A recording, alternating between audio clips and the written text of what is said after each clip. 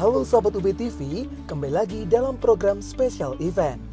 Kali ini Fakultas Teknik Program Studi Teknik Mesin menggelar kuliah umum yang berlangsung di Aula FTUB dengan menghadirkan alumni yakni Wiko Migantoro, Direktur Utama PT Pertamina Gas sekaligus Ketua Alumni IKA FTUB, Ali Mundakir, Direktur Utama PT Pertamina Geothermal Energy, Mardianus Pramudia, Direktur Keuangan dan Hasil PT Inta, serta Sugeng Santoso, staf ahli Kementerian Koordinator Bidang Kemaritiman dan Investasi.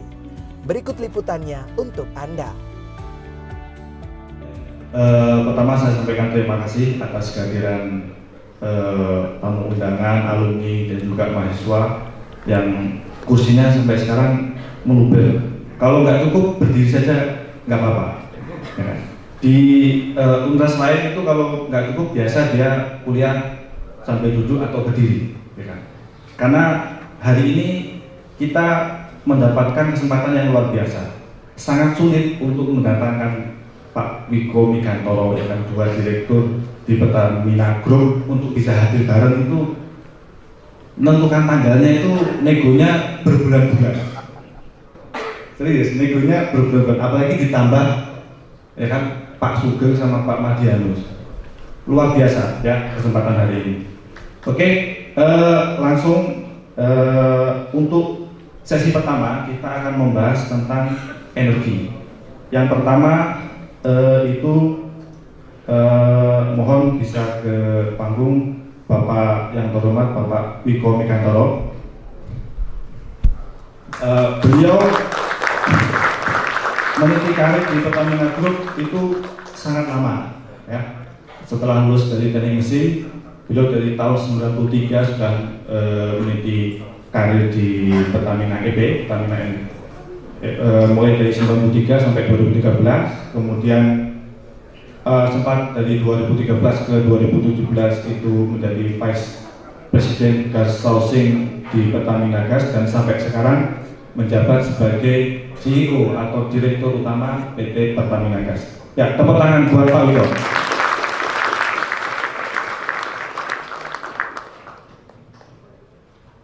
Yang kedua, yang terhormat Bapak Ali Mundakir, mohon bisa ke panggung Pak. Beliau juga lulusan S1 Teknik Mesin Universitas Brawijaya. Pengalaman beliau di bidang energi, Corporate Secretary di Pertamina juga sudah lumayan lama. Ya kan? Beliau sebelumnya juga pernah menjabat menjadi Direktur Teknis PT Pertamina Geothermal Energy dan sekarang menjabat sebagai Direktur Utama CEO dari Pertamina Geothermal Energy. Saat ini geothermal energi merupakan energi yang akan terus dikembangkan di Indonesia. Nanti kita lihat paparan beliau.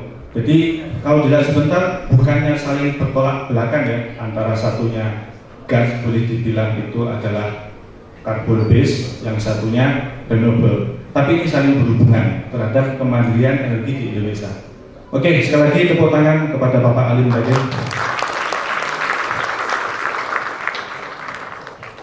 Belum banyak digunakan di sektor transportasi sebenarnya tiga hal.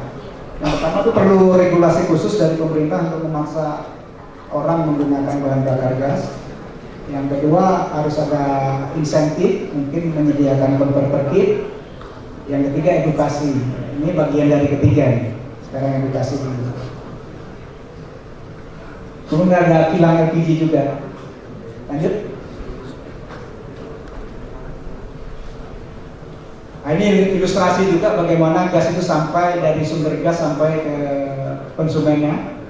Saya nggak usah jelaskan satu persatu ya, nanti slide-nya kan bisa dibagi rencananya. Slide-nya bisa di-copy, soft copy-nya diberikan. Inilah yang kita manage sehari-hari. Jadi kalau kalian minat di sini, itu bidangnya itu luas sekali yang di grab.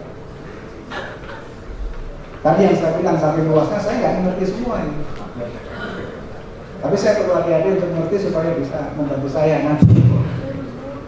Lanjut. Ini ilustrasi juga di Indonesia, pipa itu sudah cukup mature di Sumatera dan Jawa.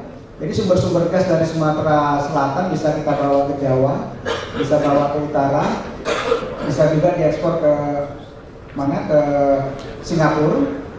Tapi di sini ini belum. Karena apa? Demand-nya itu kecil-kecil dan di pulau-pulau terpencil juga gitu. Sehingga gas ini harus dibawa dari Bontang, dari Tangguh atau dari Sulawesi yang sudah ada pabrik LNG di sini. Jadi harus ada cara. Caranya tadi dengan membawa dengan kapal kecil, kemudian diregas lagi. Targetnya satu, targetnya harus lebih murah daripada HSD. HSD itu bahan bakar berbasis solar. Harus lebih murah. Harus konsumennya itu mau beralih dari HSD ke LNG. Nah, alhamdulillah kita sudah ada penugasan dari Kementerian SDM untuk mensuplai demand-demand kelistrikan di sini. Nah, ini sebenarnya bocoran juga bagi teman-teman alumni yang minat di bisnis, mungkin kita bisa bikin bisnis forum. Karena total nilai proyek ini sekitar 1,6 billion atau 22 triliun. Itu di sektor equipment supply dan EPC. Nah, udah semua ini. Monggo kita bikin para alumni bisnis forum di Jakarta, nggak usah di sini. Biar Pak Jarod bisa berangkat juga. Kita bikin bisnis forum, apa yang bisa dikontribusikan. Tapi ya tentu saja proses procurement-nya itu melalui ketentuan yang berlaku ya, ada proses tender. Tapi bisa lah kita ngobrol-ngobrol gitu. Nah, ini hanya ilustrasi aja pilihan transportasi terhadap jarak. Makin jauh jaraknya dan besar volumenya itu memang dipilih LNG. Pipa itu di sini.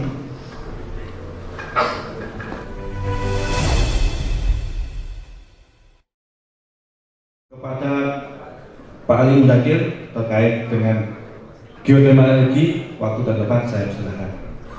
Sekarang berapa konsentrasi CO2 di atmosfer bumi kita ini? 415 ppm, data dari NASA. Tapi suhu bumi kita sekarang sudah meningkat 1,15 derajat. Ya, berarti dulu itu ada film ya, waktu kalian mungkin belum lahir, bumi semakin panas. Oh, Pak Miko hafal Mbak ini Eva Anas Mbak. Ada istrinya berani-berani yang ngomong Eva Anas.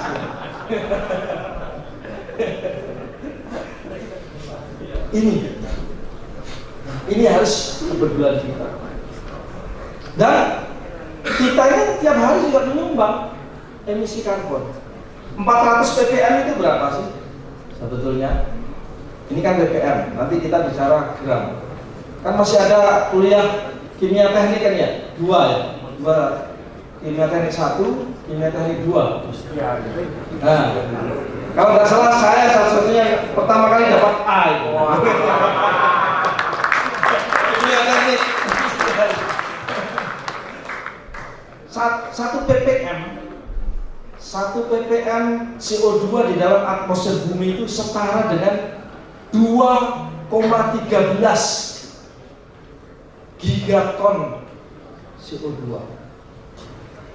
Gigaton ya. Jadi kalau jangan hanya gigabyte di pusat apa data ya, berapa giga dapatnya. Tapi 1 ppm itu 2,13 ya, gigaton CO2. Nah, kita kalau naik motor atau mobil, tiap 1 kilo kita tuh menyumbang 200 gram emisi CO2. Nanti dihitung berapa saya itu. Karena CO2 ini kan tidak bisa terurai, terkonsentrasi di mesin. Kita menggunakan kertas 1 lembar itu sekitar 230 gram sumbangan emisi CO2 dari proses menebang pohon dibuat menjadi kertas dan diproduksi menjadi kertas. Menyalakan lampu 1 jam itu 19 gram.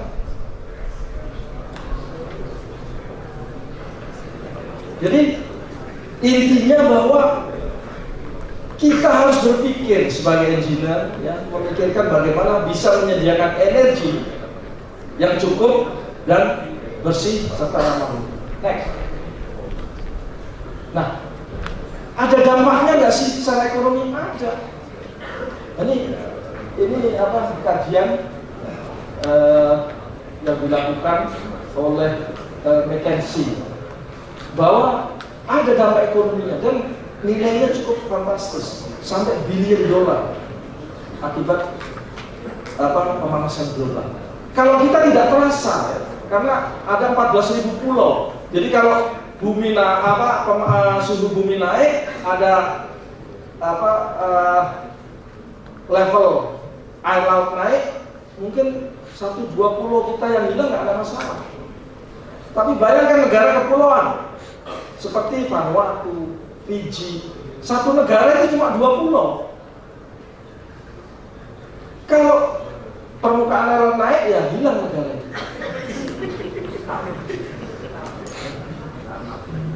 Jadi Pak Wadek PJ3 tadi, Pak Denny, manusia ikan. Karena suhu alam naik. Ini yang tidak kita lakukan. Next. Ya, next. Kita cepat saja. Nah, itu adalah Florida. Florida itu beberapa perumahan di pinggir pantai yang selama ini pemandangannya indah bisa hilang. Nilainya 200 billion dolar. Ho Chi Minh City. Ini nggak mencantumkan Indonesia, mungkin nggak enak. Indonesia berapa pulau? Ya, di NTT dan segala macam kan bisa hilang. Nah, berapa emisi Indonesia? Saya ingin biar teman-teman ada gambaran. Pemerintah sudah berjanji ke dunia internasional di tahun 2030 akan mengurangi emisi 29%. Pertama, berapa nilai dari 29%? 843 juta ton per tahun. Berarti selama ini emisi kita itu di kisaran 3 miliar ton per tahun Indonesia. Kalau tidak ada kebakaran hutan. Kalau ada kebakaran hutan, emisi kita itu bisa mencapai 9 miliar ton saat itu. Jadi nilai 29% itu 843 juta ton. Dari mana? Tuh, transportasi, ya, pertanian, bangunan industri dan sektor energi. Makanya, ayo, ya, tadi Mas Wiko, oke, gas sudah jauh lebih rendah dibanding dengan sumber energi yang lain. Jadi inilah tugas kita semua, ya, untuk memikirkan menyiapkan energi yang cukup dan saat ini biaya pembangkitan energi terbarukan sudah semakin turun dan tantangan utama adalah baterai.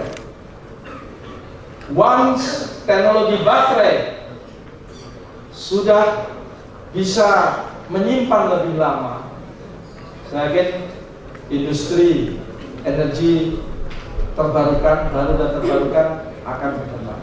Ini juga bisa menjadi satu area penelitian bagi adik-adik sekalian untuk mengembangkan baterai.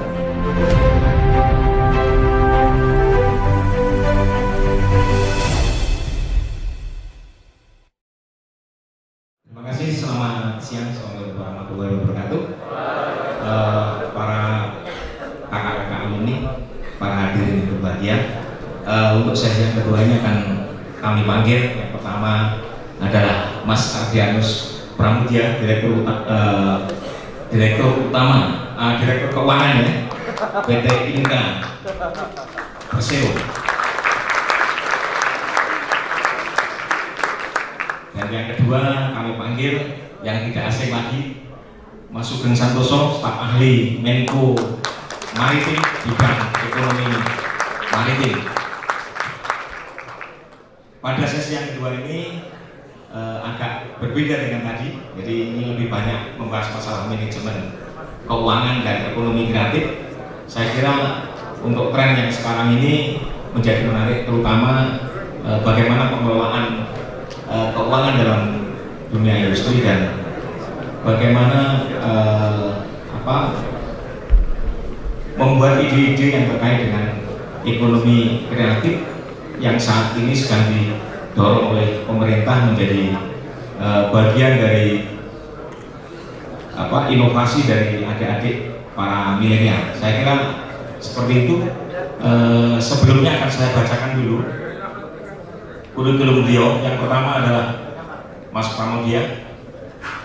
Beliau alumni teknik mesin, lulus tahun 93, jadi angkatan 88. Angkatan 88. Kalau tadi M87 dua-duanya, ini M88. Kemudian saat ini beliau sebagai Direktur Keuangan di PT Inka. Kemudian yang kedua adalah Mas Sugeng Santoso. Beliau juga alumni teknik mesin angkatan 87. Beliau pernah aktif di salah satu direktur di BKREP, ya. BKREP itu di Kementerian Pariwisata. Ya. Kemudian saat ini beliau sebagai staf ahli bidang ekonomi maritim, ya, di Kemenko Maritim. Beliau adalah anak buahnya Pak Menteri Luhut Binsar Panjaitan. Saya kira untuk mempersingkat waktu, mari kita dengarkan presentasi dari beliau berdua. Kami persilahkan Mas Pramudia dulu, ya. Monggo. Baik, terima kasih. Mohon izin untuk turun ke bawah. Assalamualaikum warahmatullahi wabarakatuh. Selamat siang, salam sejahtera. Pertama-tama saya ucapkan dulu terima kasih pada seluruh peserta di teknik mesin, kemudian juga dosen-dosen saya yang hadir di sini juga. Yang paling saya ingat ya Pak Imam. Beliau tidak cuma ngajar intelektual, juga ngajar mentalnya.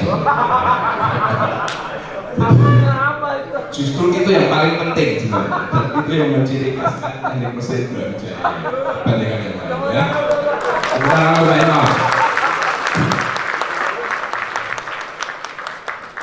Rekan-rekan, jadi ini sedapat amanat yang berat. Teknik mesin juru bicara keuangan di depan calon-calon insinyur sarjana teknik mesin. Nah, terus apa hubungannya? Ya. Dan sebelum itu mungkin ada sedikit di backdrop, karena ini jangan-jangan jadi keputusan RUPS nih. Saya bukan direktur utama PT Inka, ya, tapi direktur keuangan dan hasil. Tapi ini ya saya aminkan lah, doanya ya. Teman-teman itu ya. Baik, karena saya dari Inka, nanti saya akan paparkan tentang Inka sekilas, ya. Karena Inka sudah bertransformasi. Inka dulu yang membuat Pak Wiko gak betah di Madiun karena gajinya cuma 140.000, ya. Tapi kalau nggak pada itu mungkin beliau nggak jadi dirut Pertagas. Nah saya betah-betahin. Nah sampai hari ini rasanya Inka gajinya paling tinggi di antara industri manufaktur di Jawa Timur. Jadi saya pertama dikit tentang Inka. Kedua, karena saya direktur Human Capital, saya akan singgung dikit tentang engineer itu mau kemana. Tidak saja hanya diterima KPI-nya, ya, tidak saja diterima di lapangan kerja, tapi mampu berkembang tidak. Dan bagaimana membuat engineer seperti Sambiko, Samali ini, ya, secara sistematis gimana sih bisa mencapai itu? Ya, kan nggak kebayang kan? Oleh Sambiko ini menjadi dirut Pertagas membawai sarjana pertambangan, ya, sarjana geologi dari ITB itu S, yang mimpin Brawijaya. Nah, Nah apalagi sekarang ini saya tantang di keuangan pun juga bisa loh Anda masukin, ya. Berarti ini sebenarnya DNA engineer Brawijaya. Jadi jangan bicara karir, takut karir semua jadi Anda udah buka session tadi ya, pertagas, geothermal itu bisa dimasuki, manufaktur, bahkan keuangan itu bisa kita masuki kok, ya. Jadi saya khawatir tentang karir, Anda punya DNA di sini, sistem studinya sudah cukup bagus dan membuktikan itu. Yang kedua saya bicara tentang keuangan.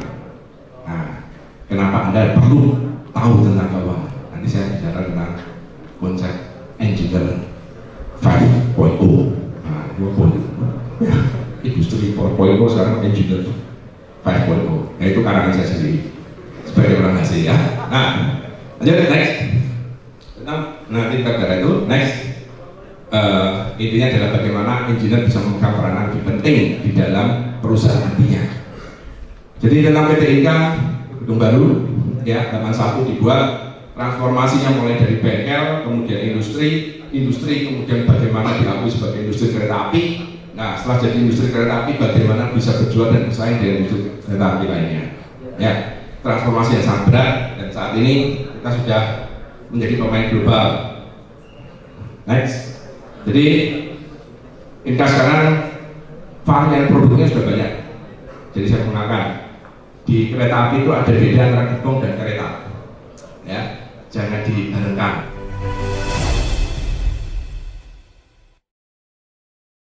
Dari lingkungan korporasi, ya kalau masuk korporasi Anda akan start dari supervisor, kemudian manager. Pertanyaannya kadang-kadang dulu juga saya alami, lulus dari S1 belum di training gimana menjadi supervisor yang baik. Pekerjaannya sudah langsung supervisor. Nah ini nanti perlunya koneksi alumni dan lulusan, bagaimana menyiapkan kader-kader lulusan-lulusan dari Brawijaya ini supaya lebih cukin lagi ke perusahaan. Ya, jadi kami di sini sebenarnya membantu untuk adik-adik semua supaya lebih siap. Nah, rata-rata sekarang ada tantangan dari tadi Mas Menteri BUMN, 10% dari direksi BUMN harus milenial minimal. Nah itu peluang. Anda ini semua kan hidup di zaman milenial, lulus sudah ditarget itu minimal 10% direksi BUMN harus milenial. Ya, umur di bawah 40 harus sudah memegang tiket sebagai direksi. Testingnya di BUMN itu ada berlapis lapis. Minimal memegang tiket lolos dulu. Nah, ya. Nah, untuk itu Anda harus paham tentang korporasi. Pola berpikir ketika di engineer harus mulai ditata dulu. Bahwa Anda akan masuk dalam korporasi, Anda harus paham tentang korporasi. Ya. Next, kenapa itu bisa terjadi? Ini data. Jadi sebagai direktur hasil saya sudah bisa melihat engineer kerja pertama kali di sebuah industri, ya. Kalau industrinya itu tidak punya training yang sangat sophisticated seperti jasa perbankan atau Pertamina, ya, sangat sedikit seperti itu. Dalam 20 tahun bekerja, kompetensinya tidak akan bisa mencapai kompetensi yang diharapkan oleh BUMN atau standar industri global. Ini BUMN mengacu ke industri global, ada 12 kompetensi. 12 kompetensi itu dalam 20 masa kerja seorang engineer ternyata tidak mampu lulus untuk itu. Saya ambil ini rekod dari middle management di sebuah industri manufaktur. Jadi pertanyaannya, engineer ini disediakan hanya untuk diterima kerja saja, tapi setelah 20 tahun kerja, masa kerjanya itu ternyata tidak cukup untuk melewati seleksi kompetensi.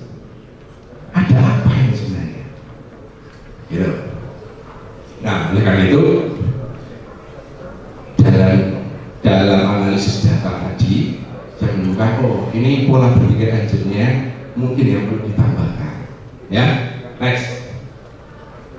Jadi dari 12 kompetensi itu Anda kerja 20 tahun, itu paling cuma 5 kompetensi yang bisa lulus, lainnya tidak lulus. Ya, Nah, saya coba reprofile ketemu jawabannya. Kira-kira seperti ini.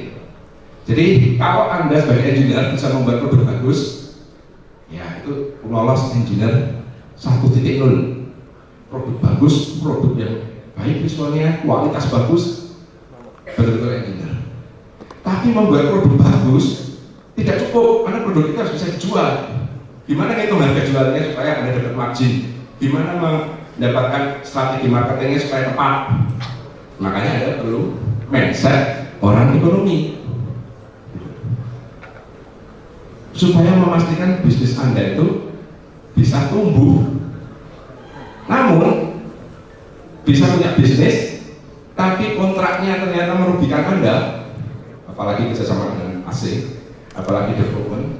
Contoh dulu juga Inka pertama kali mengembangkan gas barata, ya, Inka Riset membangun yang dapat buka karena kontraknya mengikat, kita nggak bisa jual gas barata padahal risetnya ada di Inka gitu. Nah, ini kelemahan karena engineer-nya terpaku hanya membuat produk bagus. Ternyata kita harus belajar bagaimana manajemen risiko dan aspek legal dari sebuah bisnis supaya sustain. Nah, kalau sudah gitu, ini engineer 3.0 dan ngerti pola berpikir. Bukan hanya menguasai ilmunya, tapi pola berpikir. Nah, ternyata bisnis itu bisa ditutup mendadak, bisa dibuka mendadak.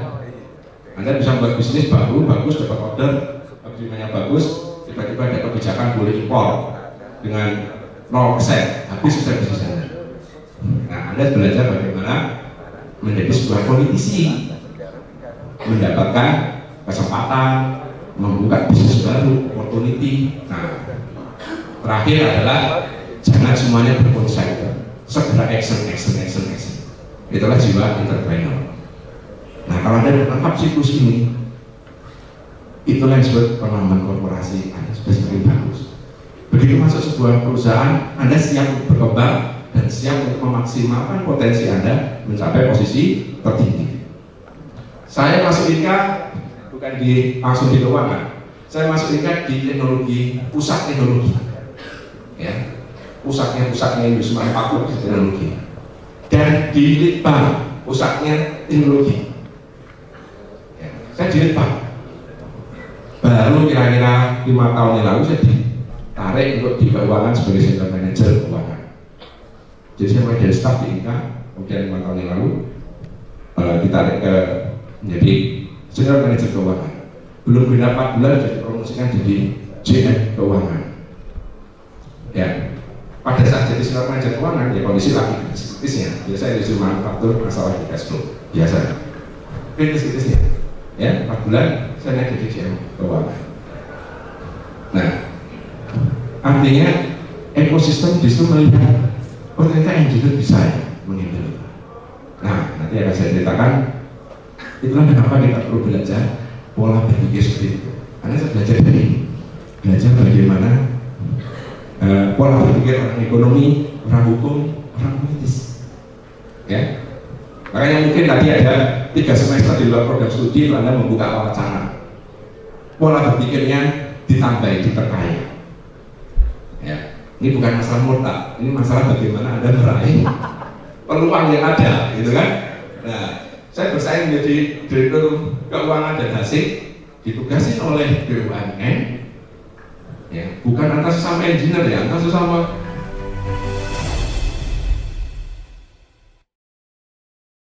Di situ tuh mungkin sekarang nggak apa-apa, ya, browsing Sugeng Santoso Backcraft, ya, karena topiknya di situ sebagai materi saya ada di situ, ya, jejak digital saya ada di situ. Ya. Jadi coba sekarang Sugeng Santoso Backcraft, ya. Yang lainnya itu Sugeng Santoso Kemenko Maritim. Yang lainnya lagi Sugeng Santoso BPPT. Itu orangnya sama. Jadi kalau ngomongin teknologi Sugeng Santoso BPPT. Kalau ngomongin tadi Kemenko Maritim dan Investasi, Sugeng Santoso Kemenko Maritim. Kalau ngomongin yang topik sekarang, itu Sugeng Santoso Backcraft. Ada yang sudah browsing? Kalau sudah browsing bisa cerita itu isinya apa, ya. Jadi ini kita live aja. Tadi kan dikatakan saya itu nggak kenal sama Sugeng, kenapa? Ya tahu-tahu lulus gitu ya. Nah, sekarang biar tahu gitu loh. Jadi apa sih aktivitasnya yang namanya Sugeng Santoso itu? Ternyata di jejak digitalnya ada gitu loh ya. Jadi itu di sini itu ada 3 poin yang pengen saya khusus ngomong terkait dengan bagaimana dunia pendidikan hubungannya dengan wirausaha, daya saing, inovasi. Ada 3 poin. Yang pertama inovasi, yang kedua daya saing, yang ketiga bagaimana membangun ekosistemnya. Anda semua itu adalah ada kewajiban ini ya. Jadi kewajiban termasuk saya, karena saya itu mewakili government, juga mewakili dunia pendidikan. Ya. Jadi apa itu? Ada tridharma perguruan tinggi. Jadi Anda sebelum nggak boleh lupa sebelum lulus, ya. Jadi harus melakukan representasi penelitian nanti skripsi. Dosen juga gitu, harus melakukan penelitian, harus melakukan pengabdian masyarakat selain tadi itu pendidikan dan pengajaran. Kalau enggak, ranking Brawijaya, ranking teknik mesin itu kurang tinggi. Ya. Jadi itu. Nah, terus bagaimana? Tadi itu melakukan inovasi, melakukan implementasi teknologi seperti tadi Pak Ustadz yang mimpin doa tadi itu, Ustadz Reddy Buntarto tadi itu ya, bagus doanya tadi itu. Ilmu pengetahuan teknologi tadi saya sarankan juga tambahi 1 inovasi. Karena inovasi itu adalah bahwa ya pengetahuan, ilmu pengetahuan teknologi itu nggak jadi barang kalau bukan diimplementasikan, tidak digunakan oleh pengguna, itu namanya inovasi. Ya. Lanjut. Terus, ini saya browsing dari web di Brawijaya dan web dari Kemenristek Dikti, ya. Jadi di situ ada 2 yang terkait, yaitu Direktorat Jenderal Riset Pengembangan dan Direktorat Jenderal Penguatan Inovasi. Ini datanya. Data di Brawijaya itu di FT ada diwajibkan memang pengukuran tingkat kesiapterapan teknologi, tingkat kesiapan inovasi. Bagaimana hasilnya? Kita lihat. Ya. Ini untuk kita semua loh ya. Jadi hasilnya. Ada Universitas Pamulang, gimana itu? Sekarang pertanyaannya, apa sih tingkat kesiapterapan teknologi? Apa itu tingkat kesiapan inovasi? Jadi, namanya juga peraturan. Peraturan itu wajib bagi kita mengikat. Ya. Berarti tadi itu harus dilaksanakan. Kalau enggak, Pak, saya itu meneliti tapi nggak bisa laporkan, monggo. Tapi nilai Anda kurang bagus. Ya. Jadi kira-kira seperti itu. Apa sih Pak intinya tingkat kesiapterapan teknologi?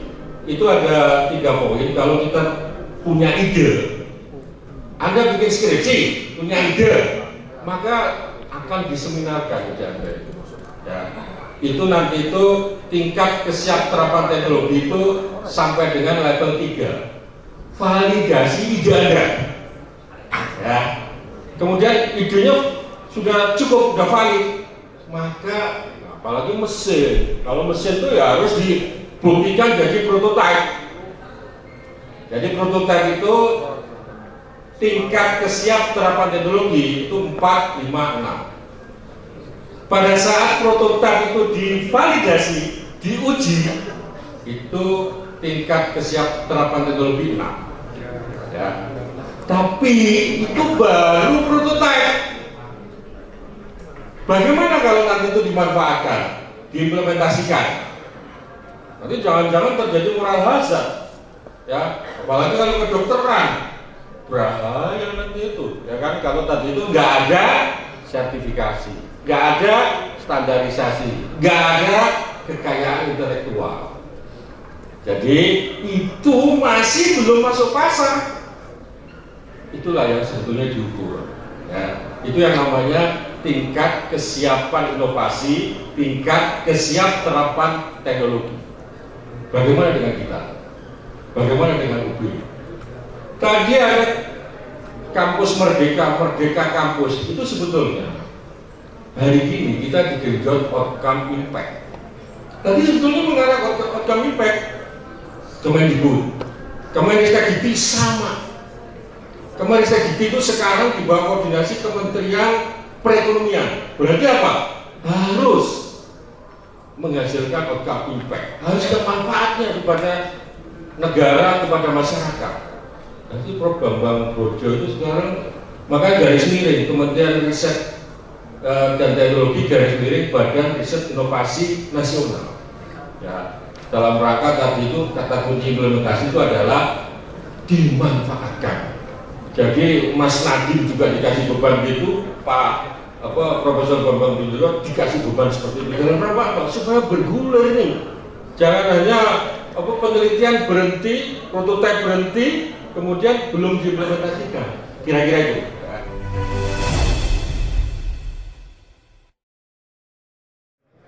Tadi Pak Ali menyinggung Tesla. Ya. Masa depan kita itu adalah listrik, mobil listrik, motor listrik, semuanya listrik. Listrik itu 60-65% adalah baterai. Baterai itu bahan bakunya adalah nikel kadmium sama lithium nikel kadmium, nikel lithium sama kadmium. Nikel itu sekarang terbesar di dunia adalah Indonesia, asal Anda tahu. Di mana itu? Morowali, Obi, Weda, Maluku, kesana itu pusatnya nikel. Yang saya tahu belum ada alumni kita yang kesana, mungkin ya. Kelihatannya belum ada di sana. Maka dari itu fiksional saya, omongan fiksi saya. Mudah-mudahan melalui Pak Sugeng ini dan saya pun, karena beliau yang bisa dibilang tangan kanan, satu dari 6 tanganannya Pak LBP. Pak LBP itu hanya merekrut orang, dan itu ada jejak digitalnya di YouTube. Pak LBP hanya mengambil orang yang lebih pintar dari dia. Salah satunya adalah ini. Tadi Pak Imam yang hebat. Kenapa bisa hebat? Karena beliau sudah memberikan spirit yang luar biasa. Nah, kaitannya dengan, jadi tolong ke depan ada yang masuk ke industri nikel. Ya. Tentu saja melalui Pak Sugeng sangat mudah itu. Di sana nanti akan industri masa depan baterai di sana. Morowali, Kapaina beliau di sana, saya di sana. Ada di pulau di sana. Ya. Terus kaitannya dengan Pak Pram juga, beliau mudah-mudahan kita dorong untuk kedepannya bisa menjadi Menteri BUMN atau Menteri Perhubungan. Ini ngomong fiksinya, fiksionalnya di situ. Jadi fiksi itu adalah apa? Energi positif untuk membuat imajinasi. Ya. Bukan bohong, bukan fiktif ya. Fiksi itu energi positif untuk membuat imajinasi. Imajinasi saya Pak Pram jadi Menteri BUMN, Mas Sugeng jadi Menteri Maritim, syukur-syukur dari Menko yang Maritim. Terus beliau berdua, Pak Wiko dan Pak Ali, bisa jadi direksinya atau dirutnya Pertamina. Fiksi. Nah, kenapa begitu? Begitu jadi direksinya Pertamina atau dirutnya Pertamina. Di sana keluar uang setiap hari 1,5 triliun. Bayangkan Prof. Bayono tadi kalau sekedar untuk sumpah kecil. Kecil itu kalau Prof. Bayono menginginkan dana untuk penelitian itu kecil di mata Pertamina, dan itu banyak cara untuk dilaksanakan. Itu fiksi saya begitu. Jadi nanti kalau saya nyeletuk ini mudah-mudahan jadi ini, tolong didukung. Jadi memang nggak ada cara lain, kita harus bersatu. Bersatu, kalau ada yang nyeletuk ini nggak pernah jadi Menteri BUMN, tolong semua mengingatkan, nggak tahu lewat bapaknya, lewat mamanya, lewat tantenya, itu orang hebat itu. Targetnya adalah lebih mengenalkan kepada adik-adik mahasiswa akan dunia industri sehingga wawasannya terbuka, ujung-ujungnya memacu semangat belajar dan berkarya. Besok kita adakan FGD untuk membuat rencana kerja jangka pendek, menengah, dan panjang dari Ikatan Alumni yang semuanya berfokus kepada pengembangan sumber daya kampus maupun pengembangan sumber daya alumni. Ini ya kita buat lebih terstruktur dalam lingkup yang mulai dari jurusan teknik mesin nanti mengerucut ke atas. Saya kira ini acara awal yang cukup bagus lah, antusiasnya cukup banyak. Saya juga tidak menyangka akan seperti ini. Kalau ternyata setelah diorganisir dengan baik, semua mau berpartisipasi. Ya itu yang saya bilang tadi, sebetulnya perlu dibukakan wawasan dulu kepada mereka bahwa teknik mesin itu nggak melulu soal manufaktur otomotif, tapi bidangnya lebih luas lagi. Once kita kenalkan itu, saya yakin dengan sumber daya yang ada di adik-adik ini bisa membuat penetrasi yang lebih bagus lagi. Bidangnya cukup luas kan, di energi, di bidang financial, keuangan, di bidang ekonomi kreatif juga ada. Ya kita harapkan mereka bisa terpacu lah, membuka wawasan. Tapi program ini bukan hanya sekali jadi seperti inilah. Jadi ini hanya membuka wawasan dulu. Habis itu kita harapkan ada respon positif dari adik-adik dan berkomunikasi dengan kami lebih intens untuk yang lebih real lagi, umpamanya ya, kerja praktek, riset ataupun skripsi atau apapun lah yang bisa dimaksimalkan. Kalau gas tadi sudah saya sampaikan, sumber gas masih 37 tahun lagi dengan tingkat konsumsi yang sekarang baru habis. Kemudian minyak 12 tahun. Tapi kita lihat juga ada sumber-sumber lain yang bisa menggantikan dari renewable energy. Itu yang menjadi energi masa depan. Di situ ada teknologi yang terus berkembang, teknologi baterai, teknologi penyimpanan. Dan ini harus diikuti semua oleh adik-adik perkembangan ini. Jadi nggak melulu mati pada suatu pemikiran tentang apa sih bidang kerja mesin nanti itu. Ya.